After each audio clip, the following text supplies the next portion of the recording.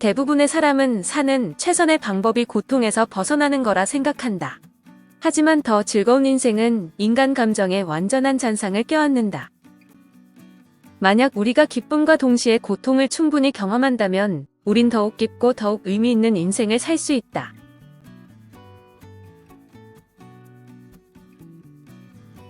오늘의 늙기 전에 꼭 봐야 할 영화 119는 로튼 토마토의 에로 영화 탑 200에서 58위를, 타임지 선정 최고 관능적인 에로티시즘 영화에서 21위를 기록한 당당한 SM으로 진정한 사랑을 얻는 유쾌한 코미디 세크리터리입니다. 조용한 20대 여성 리 홀러웨이에게는 감정이 요동칠 때마다 자해를 해야만 위로를 받는 버릇이 있지만 부모님은 그런 그녀를 전혀 이해하지 못하고 장시간 요양원에서 지내다 집으로 돌아옵니다. 그러나 돌아온 집에서 해고를 당한 아버지가 엄마에게 폭력을 행사하고 나가버리자 그녀는 뜨거운 주전자에 물을 갖고 자해를 시도합니다. 내가 사고를 쳤을 때 우린 부엌에 있었고 난 엄마를 등지고 있었다. 2층에 우리 아빠는 하비스 백화점에 일하러 갈 참이었다. 얼마 지나지 않아 엄마가 돌아섰기 때문에 난 미끄러져서 너무 깊게 베었다. 내가 잘못 판단했는지도 모른다. 7학년이 되면서 그러고 싶었다. 리는 어릴 적 친구인 피터와 연애 감정을 키워가면서 타자수 경력을 살려 일을 해보려고 신문에서 구직 광고를 뒤적입니다. 광고를 보고 리는 변호사의 에드워드 그레이의 사무소에 비서로 지원을 하는데 그레이는 리의 스펙이 자기 사무소에는 과분하다고 했지만 리는 기꺼이 입사를 하게 됩니다. 당신 정말 비서가 되고 싶은 거야, 리? 예, 그래요. 전에 면접 봤던 사람들보다 점수가 높네. 당신은 채용 자격은 되는군. 당신 사는 게 지루해서 죽으려 했군. 지루해지고 싶었죠.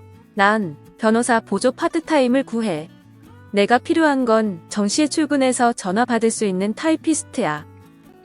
할 수 있어요. 여기선 타자기만 사용해. 컴퓨터는 사용 안 해. 잘 됐네요. 일은 정말 따분해. 전 따분한 일 좋아해요. 입사 후 그가 시키는 일들은 한심할 정도인데 잘못 버린 서류를 쓰레기장에서 찾아오도록 하거나 쥐덫을 새로 갈아주는 등등이었습니다. 리는 무난하게 비서 일에 적응해가지만 그레이는 사실 때리면서 쾌감을 얻는 세디스트인데 결국 둘은 서로의 성적 취향을 알게 되고 SM 플레이 게임을 하게 됩니다. 그레이는 특히 사소한 타자 실수를 구실로 까탈스럽게 리를 질책하고 피터와 관계를 안 후에는 연애에도 집착하는 모습을 보입니다. 이 서류에 오자가 3개나 있어. 어떤 건 철자 5기인 것 같네. 죄송해요. 게다가 이게 처음이 아니야. 처음 몇 주는 그냥 넘어갔지만 더 이상은 안 돼. 이 문서를 받는 사람이 날 어떻게 생각하겠어? 죄송해요. 다시 쳐서 고쳐놔. 넌 내 시간을 낭비하고 있어. 그 여자에게 줄 $500짜리 수표 타이프 쳐. 서류 교정 안 봐요? 리? 사람들이 이 사무실에 오면 네가 내 사업에 눈에 보이는 표현이야. 근데 네 옷 입는 방식이 구역질나. 죄송해요. 넌 종일 발끝에 테이프를 붙이고 있고 머리카락으로 장난치고 있어. 미장원에 가든지 네 머리카락으로 장난치지 마라.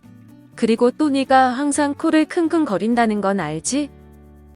제가 코를 킁킁거리나요? 그리고 쉴 새 없이 짓걸려대면 타자는 언제 치냐? 죄송해요. 전 제가 코를 킁킁거리는지 몰랐어요.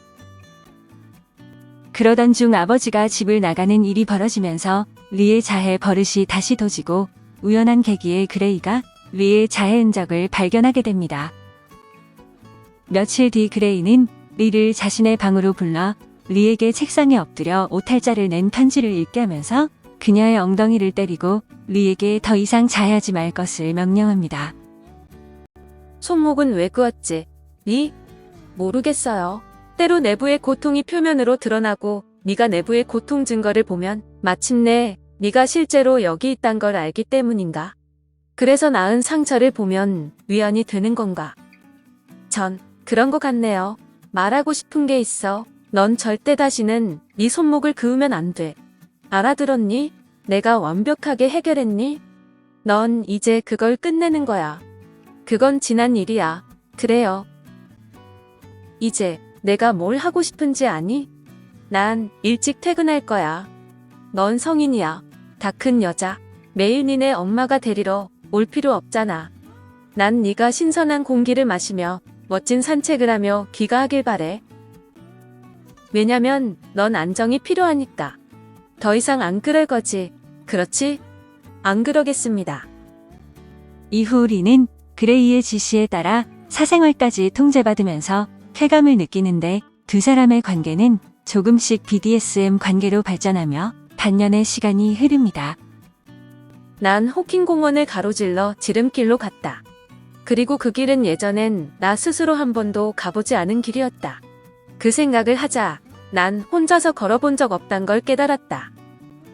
하지만 그가 내가 이렇게 할 수 있도록 허락해 주었기 때문에, 그가 그렇게 하라고 우겼기 때문에 내가 걷고 있는 동안 그가 옆에 있다고 생각했다. 난 그와 함께 있다고 생각했다. 동시에 난 그가 나에 관해 뭔가를 알아차렸다는 그 감정을 품고 더욱 알 수 없는 곳에서 살며시 다가오는 그레이 씨 속에서 자라고 있는 친밀한 덩쿨손을 느끼고 있었다. 리는 그레이를 깊게 사랑하며 그가 주는 벌에 집착하지만 반대로 그레이는 둘의 부적절한 관계에 불안감을 느낍니다. 그레이가 리를 멀리하자 리는 일부러 타자를 실수하면서 그레이의 벌을 원하는데, 그레이는 편지지 사이에서 리가 넣어놓은 지렁이 시체를 발견합니다. 난 바랬을 뿐이에요. 난 당신이 필요했어요. 뭐 때문에 내가 필요해? 전 다만 당신이 내일 린치 씨 서류 검토를 잊지 않길 원했을 뿐이에요. 안 잊을게. 좋아요. 고마워. 리. 그가 그의 집에서 날 돌려보낸 이후 그는 날 예전 책상으로 돌려놓았고 그는 그 짓을 그만두었다. 그는 붉은 펜도 모두 버렸다. 내가 오자를 쳐도 그는 날 일반적인 늙은 비서처럼 다뤘다. 그레이는 리를 오랜만에 다시 자신의 방으로 부르는데, 그는 이제까지와는 달리 평범한 삽입 섹스를 시도하지만 제대로 해내지 못합니다. 당장 당신 치마 걷어올려. 왜요? 당신을 겁탈한단 걱정은 안 해도 돼. 난 그런 거에 조금도 관심 없어. 당장 치마 걷어올려. 치마 걷어올리라고 했잖아. 팬티 스타킹과 팬티 내려. 너와 오입질 하려는 게 아니라고 했잖아. 이후로도 리의 집착이 계속되자 결국 그레이는 리를 해고하는데, 며칠 후에 리는 그의 사무소를 다시 찾아가 보지만 그레이는 받아주지 않습니다. 난 집에 와서 그 봉투를 열어봤다. 그건 680불짜리 수표였다. 그가 내게 빚진 거보단 확실히 많았다. 그 수표를 찢어버리고 싶었지만 그러지 않았다. 난 내가 올바른 일을 했다고 생각했다. 그래서 난 그것에 대해 누구에게도 말하지 않았다. 난 평상시처럼 일하러 가는 척했고 길 건너편에서 그의 사무실을 바라봤다. 그는 새로운 여자를 고용했고 문 열쇠도 바꿨다. 그것에 대해 내가 할 수 있는 건 아무것도 없었다. 그 시설에서 내 주치의가 이런 말을 했었다. 모든 여행은 첫발과 함께 시작한다. 그래서 난 새로운 사람을 만날 때라고 결론 지었다. 내 젖꼭지를 움켜잡고 꼬집을 수 있는 사람. 전에 우리가 그의 차에서 그랬던 것처럼. 리는 피터의 청혼을 받아들였지만 결혼식 당일 결국 웨딩드레스를 입은 채로 뛰쳐나가 그레이의 사무소를 찾아가고 그레이에게 사랑을 고백합니다. 하지만 그레이는 여전히 그녀를 거부하며 대신 그녀를 시험해 보기로 하는데, 자신이 때라고 하기 전까지 책상에 손을 붙이고 있으라는 명령을 내립니다. 당신께 할 말이 있어요. 사랑해요. 리, 넌 여기 오면 안 돼. 사랑해요. 미안해. 하지만 난 그 사실을 못 믿겠어. 이건 진실이에요. 그래요. 이 문제는 결심했어. 네가 취소한 해고수당 수표를 받았을 때 우린 하루 24시간, 일주일 7일을 이럴 순 없어. 왜 안 되죠? 손바닥을 아래로 하고 두 손을 책상에 얹어봐. 난 사랑을 얻고 싶어요. 내가 돌아올 때까지 바닥에 두 발 붙이고 있어. 리는 거리낌 없이 명령을 수행하는데, 그레이의 연락을 받고 찾아와 피터는 그녀를 끌어내려고 하지만 꿈쩍도 하지 않습니다. 리가 소변까지 흘리면서 전혀 움직이지 않은 채로 사흘 밤낮이 흐르는데 리와 피터의 가족들도 그레이의 사무실에서 리를 지키게 됩니다. 대부분의 사람은 사는 최선의 방법이 고통에서 벗어나는 거라 생각한다. 하지만 더 즐거운 인생은 인간 감정의 완전한 잔상을 껴안는다. 만약 우리가 기쁨과 동시에 고통을 충분히 경험한다면 우린 더욱 깊고 더욱 의미 있는 인생을 살 수 있다. 그녀의 이런 행동은 단식 투쟁으로 오해를 받아 마침내 언론에까지 알려지는데 그레이는 리에 대한 진심을 깨닫고 사무소에 나타납니다. 그는 실신한 리에게 미움을 먹이고 위층으로 데려가 리를 씻기는데 결혼을 한 두 사람은 행복한 지배피집의 관계를 이어갑니다. 각 상처는 다른 기분이거나 시간일 때 그랬다. 난 그에게 첫 번째가 어떤 건지 얘기해줬다. 난 그에게 두 번째는 어떻게 생겼는지 말했다. 난 모든 걸 기억했다. 그리고 내 인생의 처음으로 난 아름다움을 느꼈다. 마침내 세상의 일부가 된 것이다. 난 그 상처를 어루만졌고 그는 다시 날 사랑했다. 레이첼입니다. 그럼 세크리터리의 뒷이야기와 만든 사람들을 소개해드리겠습니다. 세크리터리는 미국에서 제작된 스티븐 셰인버그 감독의 2002년 드라마 에로 로맨틱 코미디 영화입니다. 제임스 스페이더 등이 주연으로 출연하였고 앤드류 피어버그 등이 제작에 참여했는데 메리 게이츠킬이 쓴 단편 소설 비서를 바탕으로 했습니다. 여주인공 리가 상당히 당당한 사람으로 그려지는 것이 특징으로 자신의 성적 취향을 자신의 일부로 당연하게 받아들여 당당한 게이나 트랜스젠더와 다를 것이 없습니다. 그리고 리는 매저키스트이지만 그레이는 세디스트인데 리는 스스로를 잘 받아들이지만 그레이는 자신의 취향을 수치스러워해서 늘 머리가 복잡합니다. 지배자는 그레이이고 그가 상사이지만 소심한 쪽이며 복종하는 사람은 리이고 비서이지만 그레이를 압도하는 사람은 리로 단순 지배, 피지배라고 볼 수 없는 관계입니다. 결과적으로 리는 보통 성적 취향을 가진 피터를 차버리고 그레이에게 돌아오는데 마지막 침대를 정리하는 장면에서 결벽증을 가진 그레이가 떠나자 리는 침대에 벌레를 하나 던져 넣습니다. 그리고 리가 카메라를 응시하는데 자신은 정상인이라 자처하는 사람들과 다르지 않은 사람이고 이대로 행복하다는 미소를 보입니다. 마음속에 은밀한 판타지를 품고 있는 두 명의 외로운 사람이 기적적인 에로틱한 조화를 발견하는 별난 뉴웨이브 로맨틱 코미디라는 등 비평가들로부터 비교적 호평을 받은 영화입니다. 감독인 스티븐 셰인버그는 1963년생으로 예일대학교에서 영문학을 전공하고 로케이션 매니저, 편집 보조, 프로덕션 코디네이터, 조감독 등을 거쳤습니다. 이후 여러 광고와 록비디오를 연출했는데 1992년 아메리칸 필름 인스티튜트의 지원으로 완성한 단편 더 필름과 안젤리나 졸리 주연의 단편 앨리스 앤 비릴 등으로 인디계의 주목을 받았습니다. 2002년 세도 매저키즘을 지닌 여성과 변호사의 기이한 애정을 다룬 세크리터리로 장편에 데뷔해 선댄스 영화제 특별 심사위원상을 수상했습니다. 2006년에 두 번째 장편으로 여류 천재 사진작가인 디앤 아버스의 전기를 다룬 바이오그래피 펄을 발표했습니다. 리 홀로웨이 역의 매기 질런홀은 1977년 11월 16일 뉴욕시에서 마갈리트 루스 질런홀이라는 이름으로 태어났습니다. 그녀는 각본가인 나오미 포너와 감독인 스티븐 질런홀의 딸이며 배우 제이크 질런홀의 누나입니다.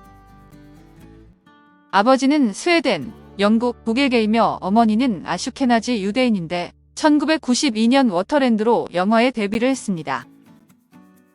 1999년에 문학 학위를 받은 컬럼비아 대학교에 다니기 위해 잠시 쉬었지만 10대 시절 산발적으로 출연을 했으며 런던의 왕립 연극 아카데미에서 잠시 공부를 하기도 했습니다.